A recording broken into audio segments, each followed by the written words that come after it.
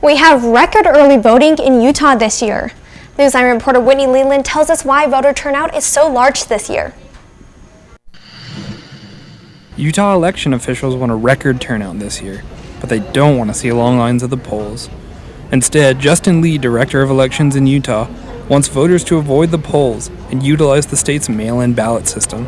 That means putting ballots, which the state sent out last week, in drop boxes, back into a mailbox, or dropping them off at polling locations. Lee says the quality of a mail-in system is only as good as the quality of a state's voter database, and he insists that clerks in Utah keep close tabs on the National Change of Address database, which helps them keep ballots from going to the wrong addresses at a minimum.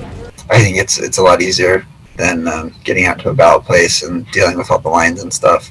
Smith claims early voting brings a couple of advantages. It helps avoid long lines on election day, which is always inconvenient, but with COVID numbers continuing to spike, it could also prevent the spread of the virus to the older, most vulnerable population.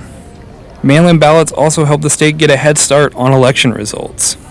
Very strong opinions, and they want to make them known, so I think there's just a lot more pressure to get out. Increased mail-in voting, COVID-19, and a variety of state-by-state election formats contribute to a unique 2020 election. While human error happens, both mail-in and in-person voting have extremely low rates of fraud. There's just so much polarization that everyone wants to get out and make sure that their voice is heard. The state of Utah gives you the ability to register all the way up until Friday, so go out there and cast your ballot. Reporting for Newsline in Provo, Whitney Leland.